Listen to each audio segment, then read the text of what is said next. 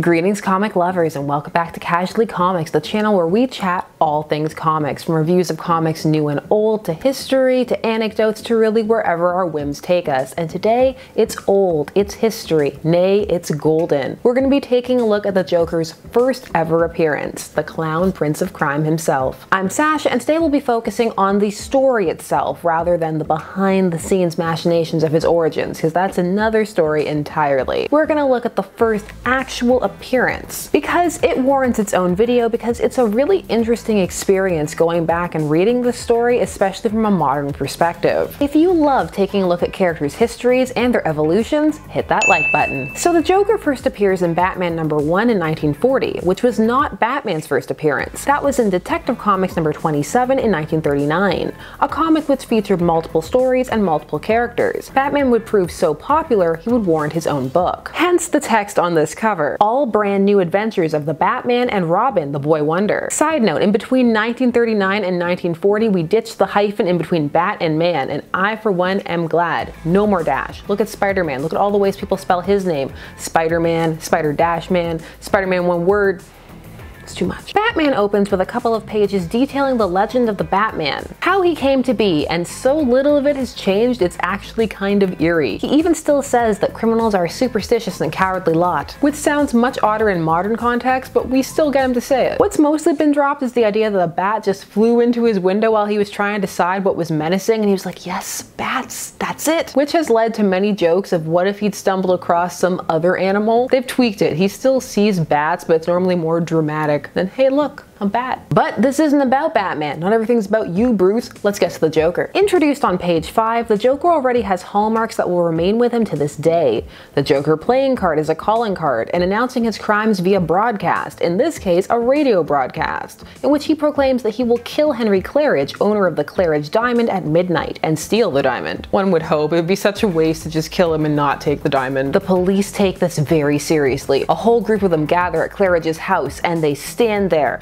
in his living room around him while he panics, just waiting for it to be midnight. This is top-notch Gotham security, actually the kind of Gotham police work I expect. But as the clock strikes 12, with no one even entering the room, Claridge just falls over dead, a horrifying grin on his face, another hallmark of the Joker that would remain with him. Joker Venom and the Joker Grin of Death. The diamond is gone, replaced with a fake, and in the case with it, the Joker calling card. The Joker sits in his lair listening to the police report his crime, monologuing how he injected Claridge hours before, timing his death for midnight, and had stolen the diamond the day before as well. Meanwhile, Bruce is at home, just chilling with Dick, who's asking him, shouldn't we maybe, I don't know, be Batman and Robin about this, maybe go do something? But Bruce is just like, no. Not yet. His exact words are, the time is not ripe. You need at least 2 deaths before Batman's gonna care. The Joker announces another victim on the radio and another jewel that he's going to steal, and just like before, it all comes to pass. So Batman decides that, yeah, I guess maybe he should do something. So he leaves to investigate, going to where he believes the next Joker victim will be. But my favorite part is how possessive Dick is being, saying, where are you going alone? We're the dynamic duo, bro.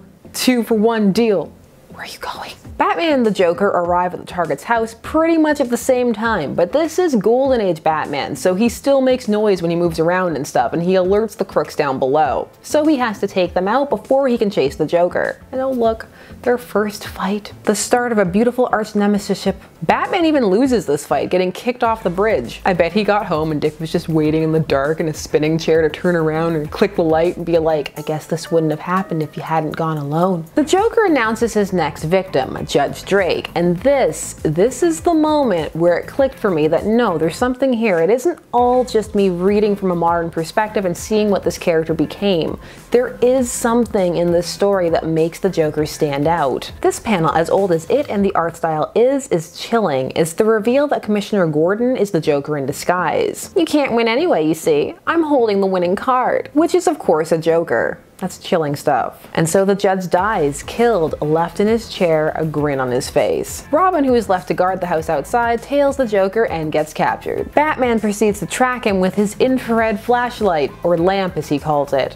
But I'm just sitting here thinking, did he use him as bait intentionally, or is that just a happy accident? I need to know. You decide. He bursts into the house where the Joker has captured Robin, Kool-Aid Man style, and proceeds to make jokes. You may be the Joker, but I'm the king of clubs. Because he's clubbing him with his punch. This is why we don't let Batman make jokes anymore. He's not funny. Somebody tell him. The Joker escapes after their fight, which started a fire, because of course it did. These two are too hot to handle. I'm sorry, except I'm not sorry, which is what I'm sorry for. I'm sorry that I'm not sorry. Send help. Batman and Robin escape and end up battling with Joker on the rooftop of a museum because he was going right to his next robbery.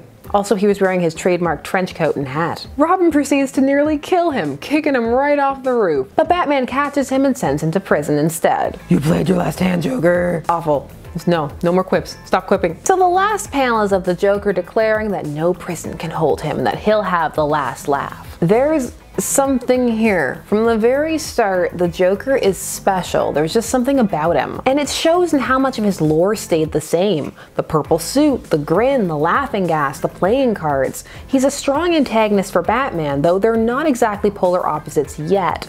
And he almost didn't make it. Bill Finger, co-creator of both Batman and Joker, and there's a whole history there of lack of credit and just, whoa, it's a mess. We'll leave that for another day, but for right now what is important is that he felt that the Joker should die because he thought that recurring villains were a bad idea because it made Batman look incompetent. Why couldn't he protect his city? They were planning to have the Joker stabbed through the heart. The Golden Age didn't play. But the editor at the time, Whitney Ellsworth, overruled them. So they had to add a few panels where he didn't die. Hooray! Not for the people of Gotham though. Definitely not hooray from them. He would then appear in 9 of the first 12 issues, which sounds like, woo, that's a lot, overkill. But you have to remember that in the Golden Age, each of these comics had at least 4 stories in it. So it would have felt a bit more spread out, but still, that's a lot of Joker. Because of how frequently he would appear, he would quickly be marked as Batman's arch nemesis. There's something here, trust me, all the foes who managed to stick around from the Golden Age had something that put them a cut above all the other villains he fought, and there were a lot of other people who you never saw again. He's also very striking visually, especially for the time.